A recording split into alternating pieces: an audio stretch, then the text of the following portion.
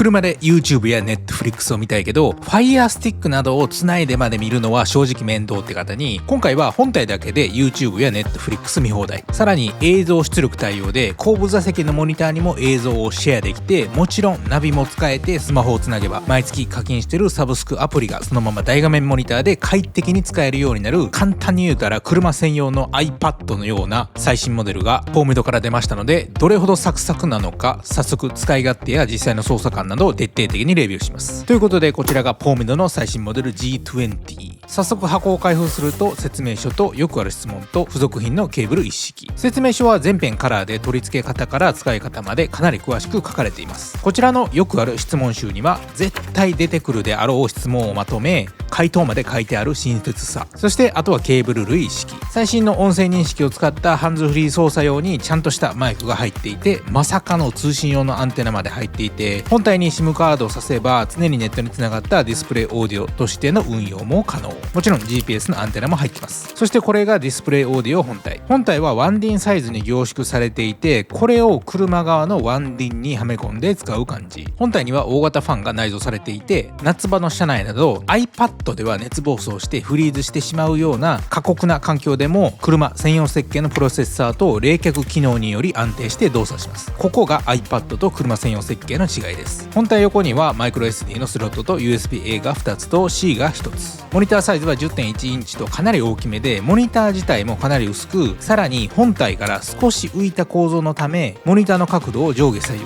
自由に変えれるので、取り付けた後にどんな感じなのかじっくりご紹介します。それでは早速車に取り付けていきます。今回も取り付けをお願いしたのは、もともと枚方にあったディテールファクトリーさん。実は前のお店から車で10分ほど行ったところに移転になって、今回は初めてそこで取り付けてもらいました。取り付け自体はポーメド製品をこれまでに大量につけてる経験から、まさかの30分ぐらいで終わってめちゃくちゃ早かったです。 DF さんでは電装系の取り付けから洗車コーティングまで何でもやってくれるので、迷ったらここですね。概要欄に LINE の連絡先貼っときます。それでは早速取り付けが終わったので、こちらが取り付け後の見た目。 10.1 インチの IPS 液晶なのでめっちゃ綺麗ですね。昔のカーナビと比べると液晶の粗さが全然違います。また一番気になるモニターの角度調整機能ですが、この通り左右に傾けたり上下の角度調整、さらに回転もできるので、こんな感じで運転席側にモニターを向けることで運転中にめっちゃ画面を見やすくすることができます。これまでのカーナビだとモニターは埋め込む式で、見た目はスッキリですが角度がついていない分地図が見えにくかったところ、フローティングタイプは角度が調整できるおかげで視線移動を少なくしてかなり見やすくなります。また今回から新たに背面に LED ライトが追加されたので、ヘッドライトをオンにすると連動して夜運転してるとうっすらモニター下が光るようになりました。動画用に映えるかなと思ってあえてレインボー設定にしてみましたが、これは設定から色々と変更できるので、いらない人は各自設定してあげてください。そしてこんな感じでフローティング構造のおかげで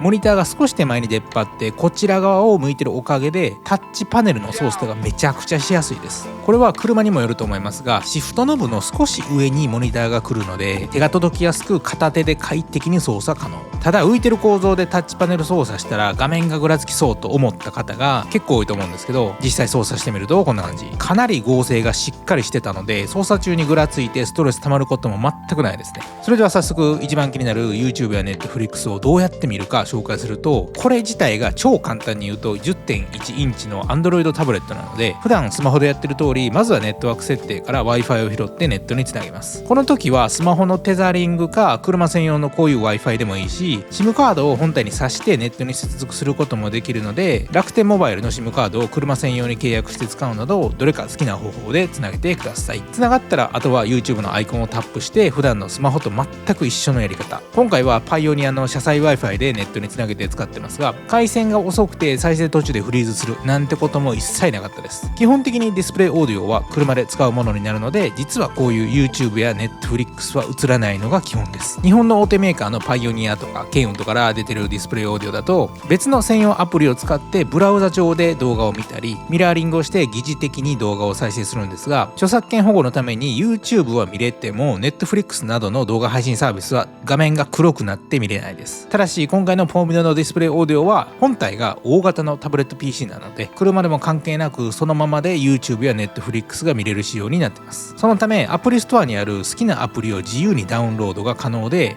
例えば車の中でゲームをしようと思えば全然できるスペックになってますし、アプリストアにあるアプリならほぼ全部ダウンロードして使えます。こちらの本体のスペックがクアルコムスナップドラゴン662を搭載し、メモリ 6GB ストレージ 128GB という Android ナビとしてはミドルハイクラスの非常に高い処理性能を持つ 10.1 インチディスプレイオーディオ。こんなスペック言われてもガジェオタの人しかよくわからんと思うので、この処理能力を活かして実際の画面をお見せすると、このように画面分割して左で YouTube を流して右側には地図アプリでナビするなど、別のアプリを同時にサクサク使えます。取り付けてから1ヶ月ほど使ってますが、特に動作がもっさりしてカクカクすることもなかったし、 Google マップも本体に接続した GPS の情報をちゃんと拾って正確にナビしてくれるので全く問題ないですね。ただし Android ナビの唯一なデメリット、地下トンネルなどの電波や GPS が届かないところの地図案内に関しては、これまでのカーナビの方が性能は上ですね。というのもカーナビだと車速センサーやジャイロ、加速度センサーをフル活用して自社位置を割り出し、電波が届かない地下トンネルでも自社位置を正確に表示しているので、ほぼズレはないんですけれども、こういうスマホなどの GPS を使ってナビするシステムだと、首都高の地下トンネルに入った瞬間の速度を記録し、さらに加速度センサーを使うことで車の走ってる位置を大体把握してそのままナビしてくれるんですが、前の車が遅いとかカーブで速度が落ちてしまうと結構ずれてしまって実際の位置と全然違うってことがよく起きます。なので普段から地下の高速走る人はカーナビの方がいいのかもしれないですが、これ Google マップを使ってて最近気づいたんですが、 GPS が届かないトンネルで Bluetooth ビーコンを使って自社位置を正確に把握する機能が実は2024年から正式に追加されたみたいで、たまにトンネル内でも自社位置を完璧に把握してナビしてたのは多分これのおかげだったんじゃないかなと思います。知らんけど。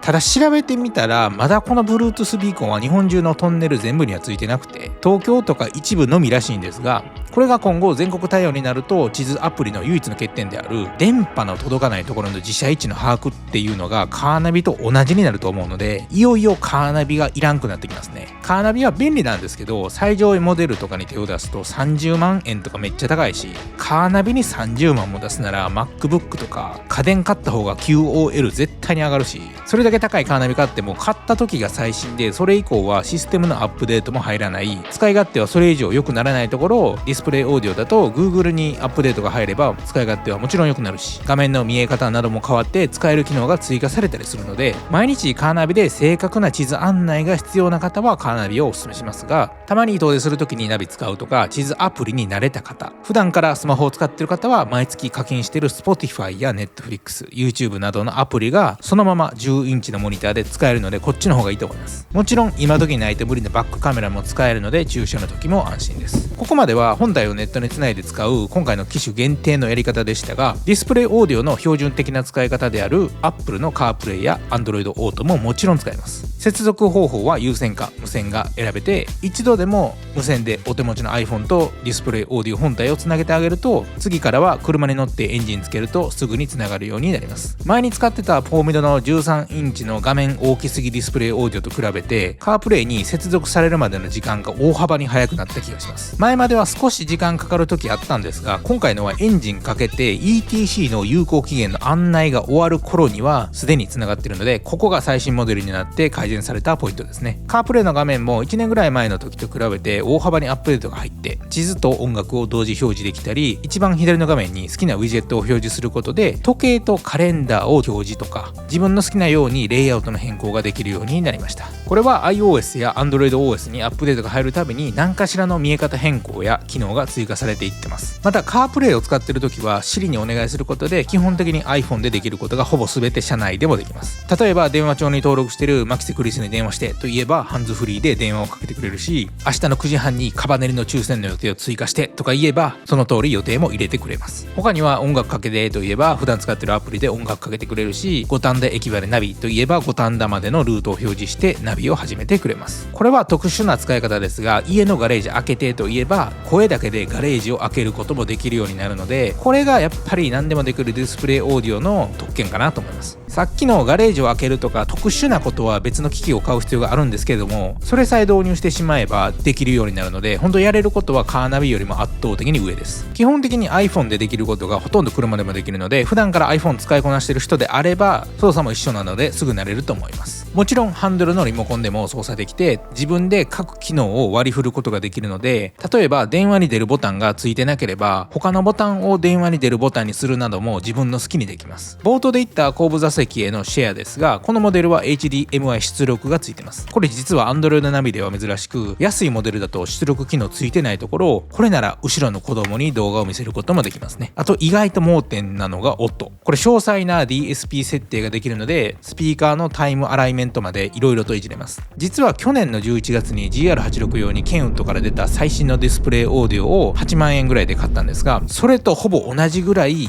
色々いじれますね。ただ僕がそんなに音響に詳しくないので、ここはさらっと触れるだけにしておきます。そのケンウッドの最新モデルと比較しても、あっちは9インチ画面で純粋なディスプレイオーディオだったので、フォーミドみたいに色々好きなアプリをインストールできないし、著作権の関係でネットフリックスが見れないと、やはり日本の老舗メーカーなのでそういう制限が多かったところ、今回のフォーミドはこれ自体が大画面 10.1 インチのタブレット。ケンウッドとほぼ同じ感じで自由に角度調整もできて、どっちも使ったから言えることですが、日本メーカーにこだわりがなければフォーミドで全然いいと思います。フォーミドはカー用品店で買うのでなく、基本的にネットで買って街の車屋で取り付けるモデルのため、保証が心配になりますよね。大体の海外製のディスプレイオーディオは買ったらそれで終わりで、保証がついてても修理できないし、サポートが外国の方で何言ってるかわからん問題が起きるところ、フォーミドのサポートセンターは滋賀県にある会社が運営しているので、何かあっても安心できますね。もちろん技適も通ってますので、そこが僕がフォーミド製品をずっと使ってるところでもあります。ほんとこれまでディスプレイオーディオからミラー型ドラレコまでいろいろなメーカーのものを紹介してますが、やはりこれだけ長くフォーミドさんの製品を使っている理由は、シンプルに物のクオリティが良くて、毎回新製品が出るたびに良くなってて、サポートの体制がしっかりしてるし、東京オートサロンにも毎年出店してるちゃんとしてるメーカーだからってのが一番強いですね。僕が去年の11月に買ったケンウッドのやつも、買った時は約8万円ぐらいでしたけど、だんだん値下がりして今では6万円台になりましたが、今回のフォーミドのやつはさらにそれよりも安く機能は上なんで、正直メーカー気にしないのであれば今回の G20 めっちゃおすすめです。10インチで画面位置も柔軟に調整できるので、ワンディンさえあればほとんどの車に取り付けできると思います。1ヶ月フルで使いましたが、操作がカクつくこともなくストレスフリーで、国産のディスプレイオーディオより圧倒的にできることが多いので、何にするか迷ったら今回の G20 だいぶおすすめです。 G20 の詳細は動画の下の概要欄に Amazon のリンクを載せておきますので、僕だけじゃなく他の方のレビューも参考にしてください。ってことで、この動画が参考になったと思っていただけましたら、ぜひいいねとコメントをよろしくお願いいたします。最後までご視聴いただきありがとうございました。